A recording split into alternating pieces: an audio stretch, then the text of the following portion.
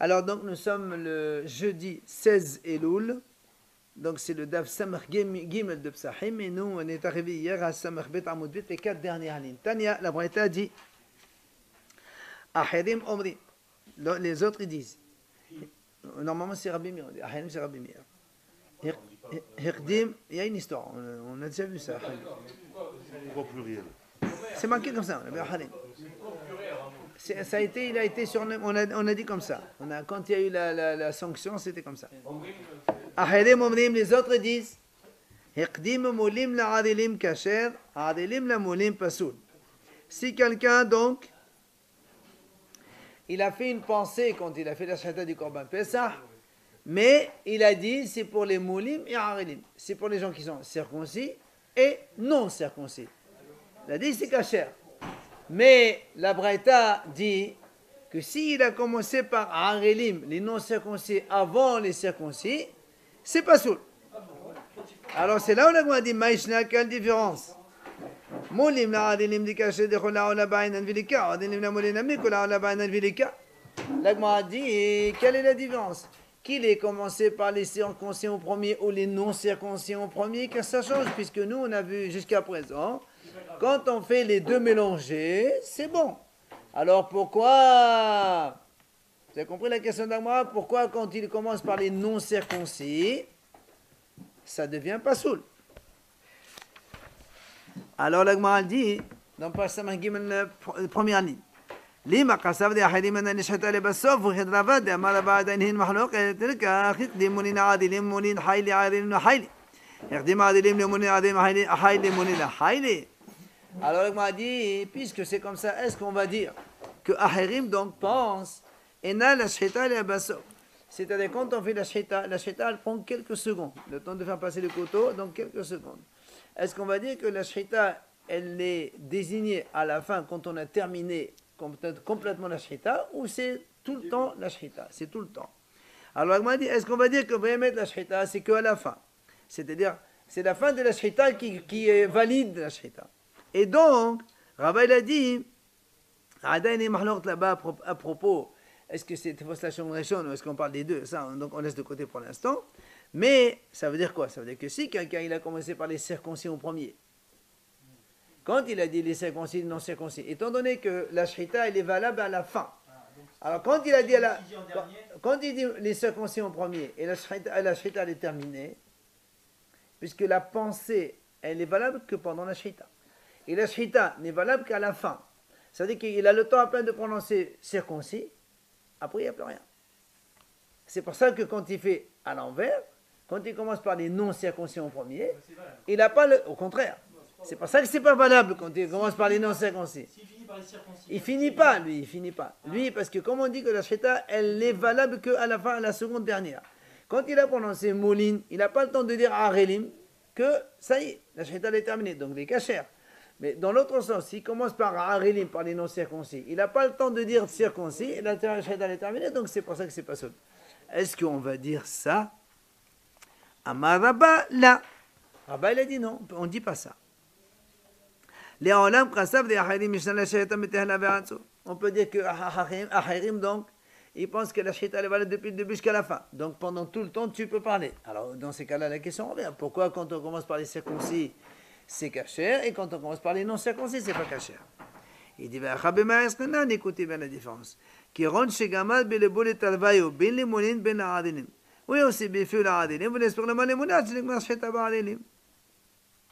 alors il dit comme ça. En vérité, ici, le monsieur, il avait l'intention de dire les deux. Il voulait dire circoncis et non circoncis. Mais il voulait dire les deux. En fait, pardon, il avait l'intention pour les deux. Il avait l'intention de faire la shrita de Korban Pesach pour les deux, circoncis et non circoncis. Et donc ça devrait être caché. Seulement, il n'a pas encore prononcé le deuxième mot, que la shrita elle était déjà terminée. Et alors, voilà la mahloket. Rabbi Meir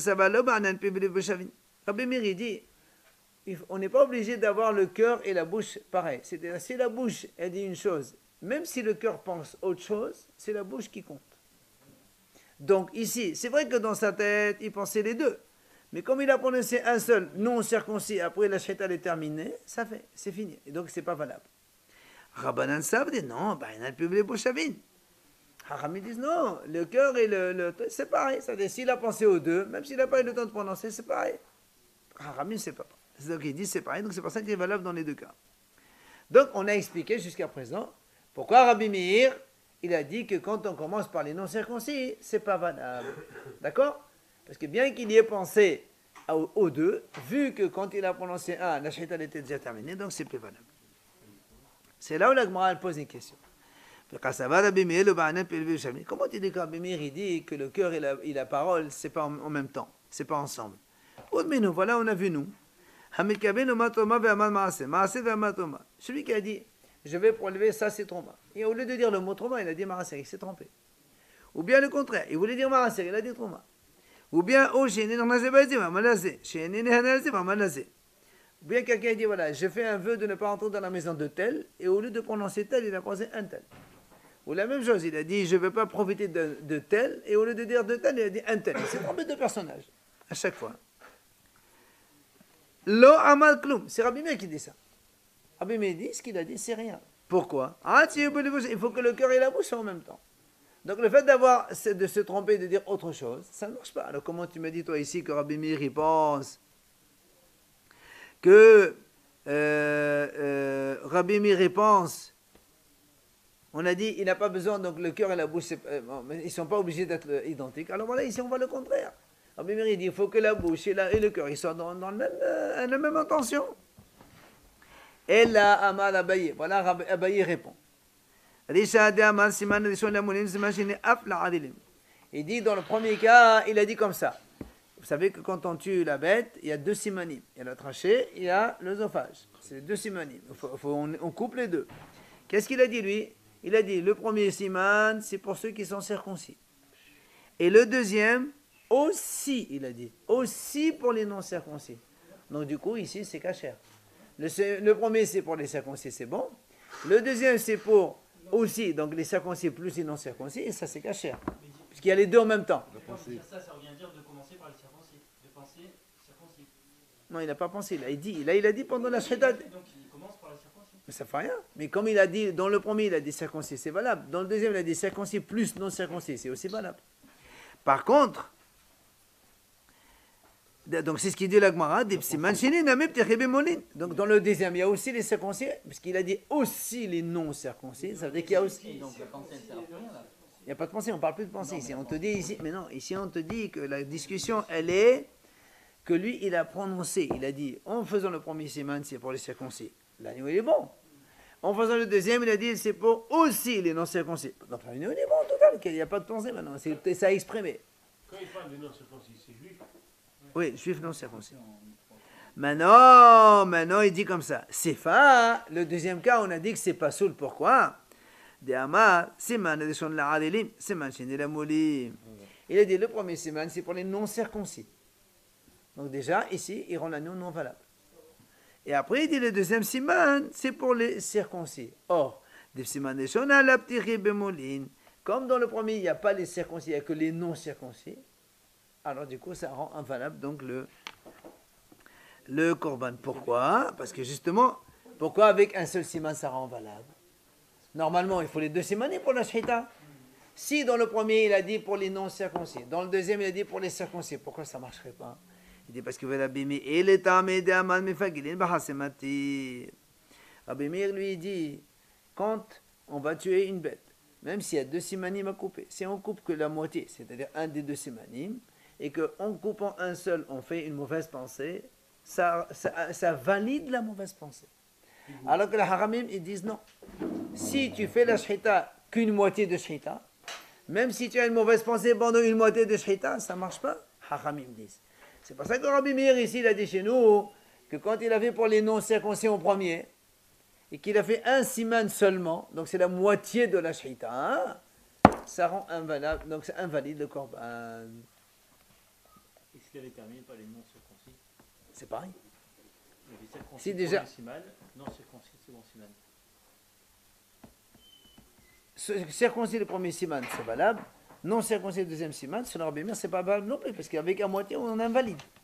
C'est pour ça qu'il a dit dans le premier cas, il a dit af aussi. Donc il y a les circoncis plus une chose. On va à une nouvelle Mishnah maintenant. Maintenant, la Mishnah nous dit si quelqu'un il va au Beth Amikdash, il apporte son agneau, il fait Korban Pessah. Seulement il a du pain à la maison. Il a du Hametz à la maison. Ben, il y a le Beth Amikdash, c'est pas un problème. Seulement la Mishnah nous dit il transgresse un commandement négatif de la Torah. Dans la Torah c'est marqué Lo tishhat al Hametz dam zifri. Tu n'égorges pas le Korban Pessah en ayant du Hametz. Et donc lui, il a du Hametz, donc il a transgressé un commandement négatif. Le Korban, il est valable, il n'y a pas de problème, tu le manges, mais tu as fait un péché. Rabbi Yehuda Omer, Afa Tamid. Rabbi Yehuda dit pas seulement le Pessah, même le Tamid, quand on fait le deuxième Tamid de l'après-midi. S'il y a du Hametz, c'est problème aussi, on transgresse ce commandement. Deuxième, hein? Ça fait rien. Alors comment on peut invalider un collectif? Ben, qui c'est les collectifs? C'est le Ben Israël. D'accord, mais un parmi... Un, il a un problème, ça invalide. Ouais. L'après-midi. C'est l'après-midi. On le fait l'après-midi. La veille de Pessah, le 14 Nissan, l'après-midi. Rabbi Shimon Omer, il vient Rabbi Shimon, il dit Ha Pessah be'arba'asar. Si quelqu'un il apporte un korban Pessah le 14 Nissan, donc c'est en 100 ans. L'Ishmo, il a fait l'Ishmo, donc pour korban Pessah, et il avait du Hametz, Hayab. Là, il a. Comment le Pessah? Maintenant, s'il apporte un korban Pessah, hein? Très bien, attends, mais c'est la suite qui compte pour Rabbi Shimon. Mais c'est l'Ishmo. Si maintenant quelqu'un apporte un korban Pessah l'après-midi, mais il dit c'est shlamim, même s'il a du Hametz à la maison, c'est pas tout. Parce que la Torah, elle est le Tzat al-Hametz dam zifri. Le korban Pessah, tu ne fais pas avec du Hametz. Mais lui, il a dit c'est shlamim, c'est pas Pessah. Et il a du Hametz. Alors c'est pas toi, Rabbi Shimon dit. Ush'al kol azvahim, maintenant tous les autres korbanot. Ben nishmat, ben shelo nishmat, pas tout. Si quelqu'un il apporte après-midi de Pessah, n'importe quel korban, et il a du Hametz, ça n'a pas d'importance. On a dit tout à l'heure, Pessah. le tamid, on a dit que c'est... Ça, c'est Rabbi Yehuda qui a dit ça. Ove Moed, maintenant pendant Hol Moed Pessah, si quelqu'un, l'Ishmo, il apporte encore Pessah, l'Ishem Pessah, c'est pas valable le Pessah. C'est pour ça qu'il n'est pas dans, même s'il a du Hametz, on s'en fout, parce que c'est pas valable, c'est pas un Pessah, le Pessah c'est le 14 Nissan, c'est pas pendant Hol Moed. Par contre, chez l'Ishmo, s'il apporte un korban qui n'est pas Pessah, et qui est autre chose, il a du Hametz à la maison, Hayab. Tous les il a du Hametz à la maison. Tous les autres sacrifices de Hol Moed, Ben Nishman, Ben Shelo Nishman, Hayab. Qui sont, on leur nom ou pas, c'est Hayab, parce qu'ils sont valables quand même. Donc quand il a du Hametz, c'est Hayab. Chutz min hatat sheshato shelo Nishman, on a déjà vu ça. Si quelqu'un apporte un korban hatat, mais qui n'est pas l'Ishem hatat, le korban est nul, donc du coup il n'y a plus de Hayab. Voilà. Amar Rabbi Shimon ben Lakish. Quand on a dit, celui qui fait égorge de Korban Pessah, et il a du Hametz, il est Hayab, Rabbi Shimon ben Lakish, il dit, les olam en Hayab, ad shey Hametz, la shochet, ou la zoreh, ou les had mebnei Havura, ve'ad shey amu ba'azar. Il a dit, Rish Lakish, quand est-ce qu'on est Hayab? C'est quand celui qui a fait la shchita, celui qui possède le Hametz, ou celui qui a aspergé le sang, qui possède le Hametz, ou l'un des groupes de l'agneau, un des gens qui sont nommés sur l'agneau, il a du Hametz, c'est dans ces cas-là que le korban, il est pasoul. Et en plus, non, pas il n'est pas pasoul, pardon, on a dit qu'il transgresse le commandement, donc de ne pas avoir du Hametz. Et il a rajouté une condition, il faut que le Hametz, il se trouve dans le Beth Amikdash. Après ça, c'est pas chez lui alors. C'est vrai, c'est le tien. Même le tien, même il est ailleurs, c'est péché après ça. Quand tu rentres le Hametz, ça fait ça dans ton erdage. Non, s'il a rentré l'après-midi du pain, c'est à lui.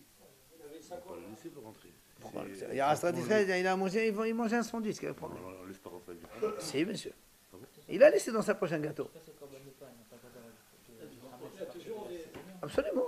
C'est pour ça que c'est pour ça que c'est le temps. Avec un sandwich. C'est pour ça qu'il dit. Non, mais attends, n'oublie pas une chose. Quand on a ça, c'est Hachamim qui ont dit, messieurs, c'est les Hachamim qui ont dit que dans l'après-midi on n'a pas avoir de Hametz pour faire annuler tout ça. Mais le lot assez dans la Torah, c'est à partir du soir. D'accord. Maintenant, ça c'est Rish Lakish.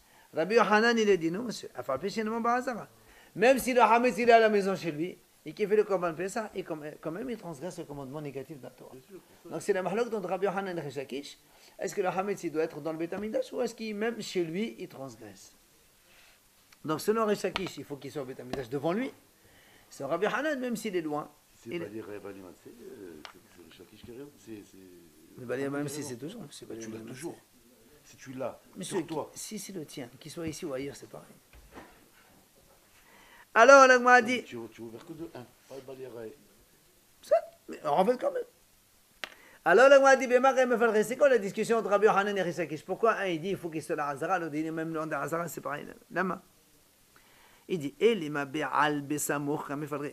en fait, c'est pour la traduction du mot al. Quand la Torah dit Lo tishhat al hametz. Ça veut dire quoi le mot al? Hachamim disent Rabbi Shimon al besamour. Le mot al ici, ça ne veut pas dire sur, ça veut dire à côté. Lo tishhat à côté du hametz dam zifhi. C'est-à-dire, donc, chacun, ce n'est pas que tu es dans le Beit HaMikdash, l'agneau il est là, et le hametz il est à côté dans le Beit HaMikdash, ça c'est pas. Oui, tu as un gâteau, un chocolat, un bon. D'accord? Voilà. Tu sais pas caché. Mais Rabbi Yochanan, ça va là-bas? Rabbi Yochanan dit non, monsieur. Le al, c'est pas samour. Le mot al, ça veut pas dire samour. C'est pour ça, même le hametz, tu l'as chez toi à la maison, toi tu es l'agneau au Beit HaMikdash, aussi tu transgresses le commandement négatif. Alors, si c'est ça la discussion, il y a une question. Pourquoi? Cette discussion, on la connaît déjà. Elle a déjà eu lieu à propos d'un autre endroit. Pourquoi on répète une deuxième fois? Voilà aussi qu'on a vu. Dites-nous, on a vu dans un autre endroit, dans une Mishnah, c'est marqué. On a dit comme ça, si quelqu'un, vous savez, rappelez quand un homme il veut apporter un korban toda, un korban de remerciement, il apporte avec 40 pains, 30 matzot et 10 hametz. Si quelqu'un il a dit comme ça, il a apporté l'agneau, il fait le korban dans la Beit HaMikdash, tranquille. Seulement, et le pain il était en dehors de la Homa, de la muraille d'Yerushalayim. Parce que normalement le korban Toda, on peut le manger dans l'enceinte de la muraille d'Yerushalayim. Et lui, le pain, il était en dehors d'Yerushalayim. Ça suffit, s'il vous plaît. Le pain, il n'est pas bon, il n'est pas valable. Donc le korban, il est bon, mais le pain, il faut apporter d'autres pains. Alors là, m'a dit, c'est quoi en dehors de la muraille? Quelle muraille? C'est en dehors de la muraille des Betpag qui est loin de Yerushalayim. C'est-à-dire que même si le pain est Yerushalayim, c'est bon. Mais même s'il est donc en dehors du Beit HaMikdash, le pain il est bon. Ça veut dire que même s'il est loin, ça marche. Il vient. C'est ce qu'il dit. Le al, c'est pas obligé qu'il soit proche. Rabbi Shimon il a dit non, monsieur.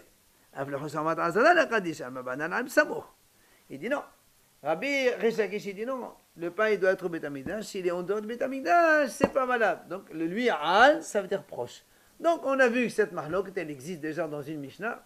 Pourquoi on recommence une deuxième fois la même discussion entre Rabbi Yochanan et Rish Lakish? C'est ce que la Gemara pose comme question. C'est pendant la période du Pessah, ça? Oui.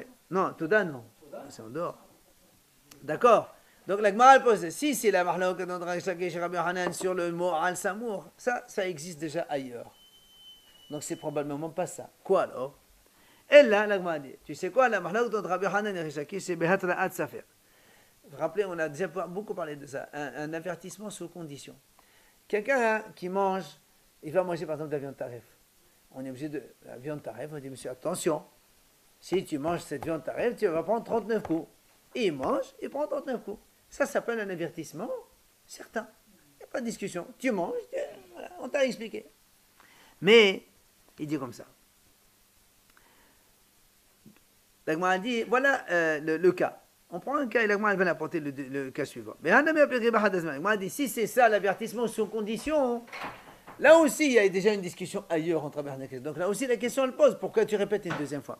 Où c'est qu'on avait dit, dites-moi. Quelqu'un, il dit voilà, il jure, il a un pain ici, il jure qu'il mange ce pain aujourd'hui. La journée elle est passée, la nuit elle est tombée, il n'a pas mangé le pain. Il a juré. Alors, Rabbi Yochanan et Rish Lakish, ils ont dit tous les deux. Attends, 2 secondes. Rabbi Yochanan et Rish Lakish, il ne prend pas des 39 coups. Pourquoi il ne prend pas 39 coups? Non, il a été. Attends. De la 2 secondes. Rabbi Yohanan Amar, tu sais pourquoi on ne fera pas?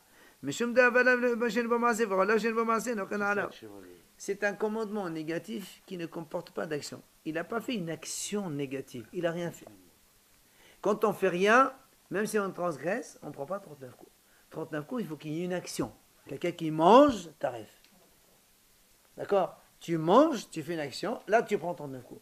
Mais si quelqu'un il fait rien, et en même temps il fait un commandement négatif, là il ne prend pas 39 coups. Or là, qu'est-ce qu'il a fait? Il a juré de manger, il n'a pas mangé. Après il est resté comme ça. Dans ces cas-là, il n'y a pas 39 coups. Stop, rien. Rien. Non, il a fait un péché, c'est certain. Mais il ne prend pas. On vient d'expliquer. Il n'est pas le envers parce qu'il n'a pas été, et c'est un lave chez une bonne assez. C'est quand il y a massé. Ah bon? Donc ça c'est ce qu'il dit Rabbi Yohanan. Ça fait que chez matin. Mais si on l'avertit et qu'il a mangé, ou qu'il n'a pas mangé, il est hayab. À 2 secondes. Mais Rabbi Shimon il a dit non monsieur. Rabbi Shimon il dit et non, on ne le fera pas. La même chose, mais pour une autre raison. Pourquoi on ne le fera pas? Monsieur il dit pour le frapper, il faut l'avertir. Comment on va l'avertir? Attends, il est maintenant 4 heures d'après-midi. Attention, monsieur, tu as dit, il faut que tu manges ça. Si tu ne manges pas, attention. Mais c'est pas un avertissement. Je peux encore manger dans un quart d'heure. Pourquoi tu me casses la tête? Non, mais je peux lui dire, attention, ne mange pas jusqu'à 20h. Non, lui, il a dit, je jure de manger. Ah, je dois manger, mais tu sais, non. Il ne dépasse pas 7 heures, il a raison. Jusqu'à 20h, Ouais, tu dois manger très ça. bien, je mange tout à l'heure.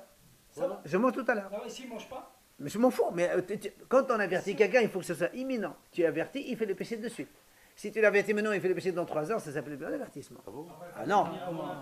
Bien sûr.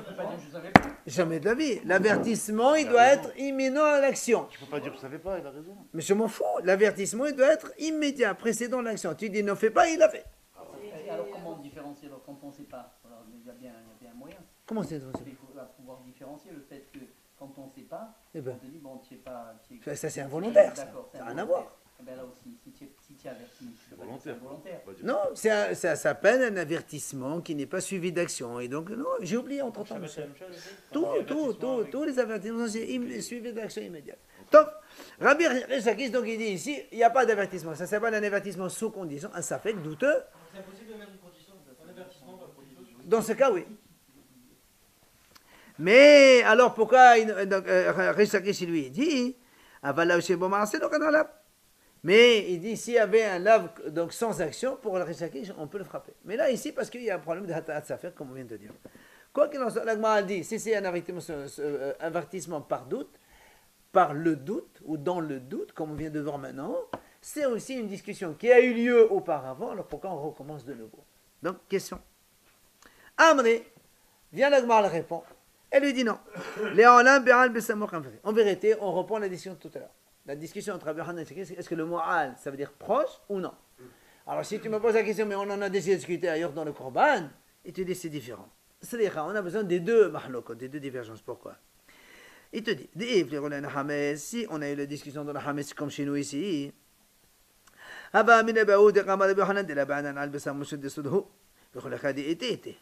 moi j'aurais dit que Rabbi Yohanan il dit c'est vrai, le Hametz il n'est pas obligé d'être à côté de toi. Parce que la Torah dit tu n'as pas le droit d'avoir du Hametz, qu'il soit là ou là-bas, que ça change. Mais, mais pour le pain, il est sanctifié dans le Beth Amikdash. Moi j'aurais pu penser que Rabbi Yohanan il va dire comme ça, c'est vrai, il faut qu'il soit dedans.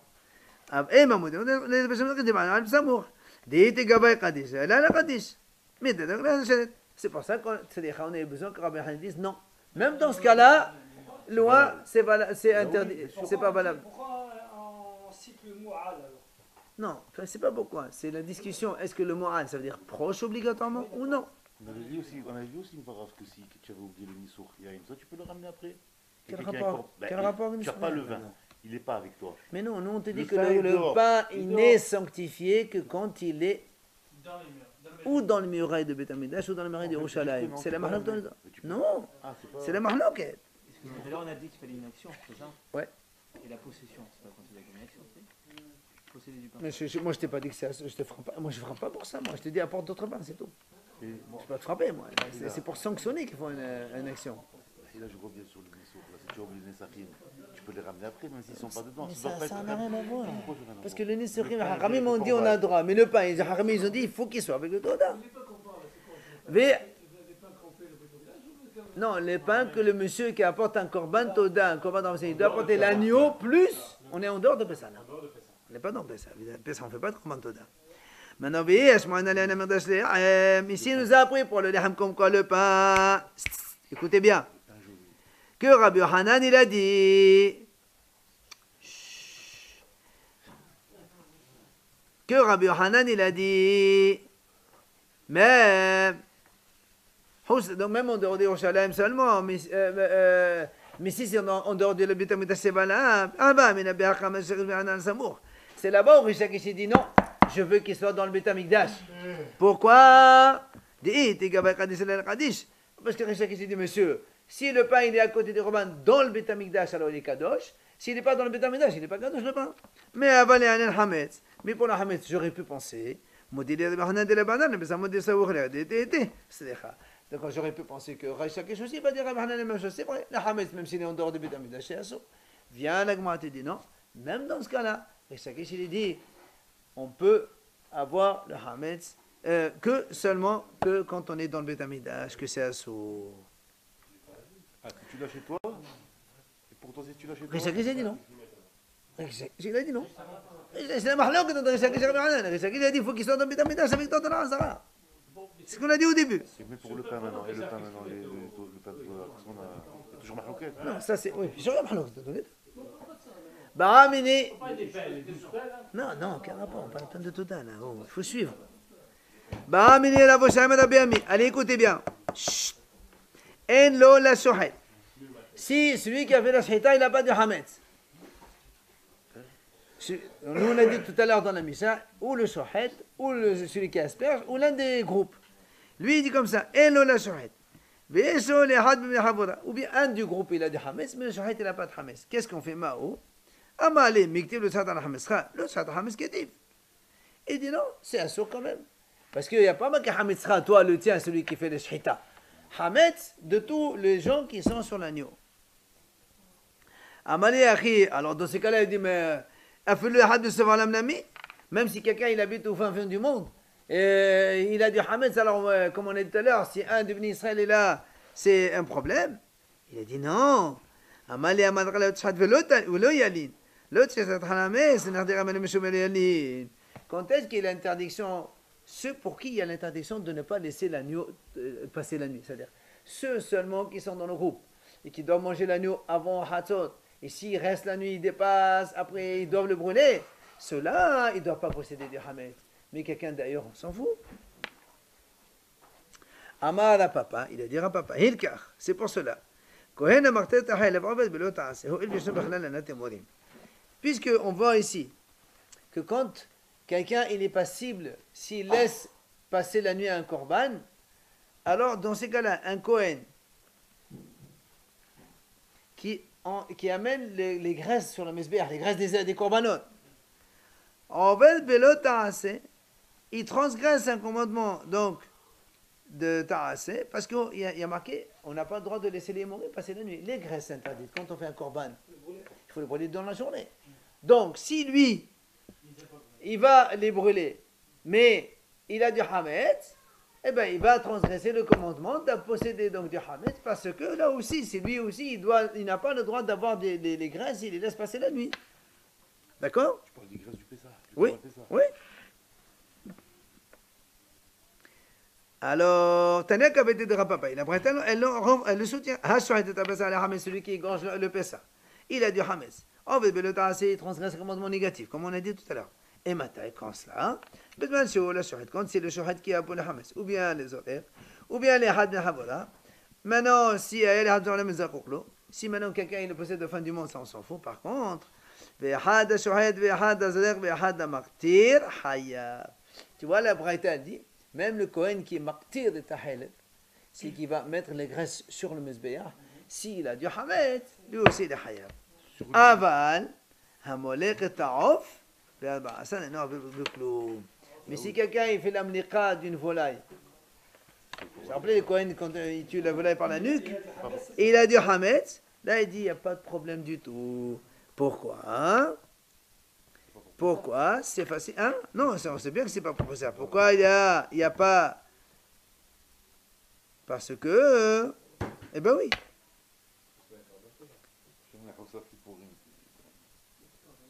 Parce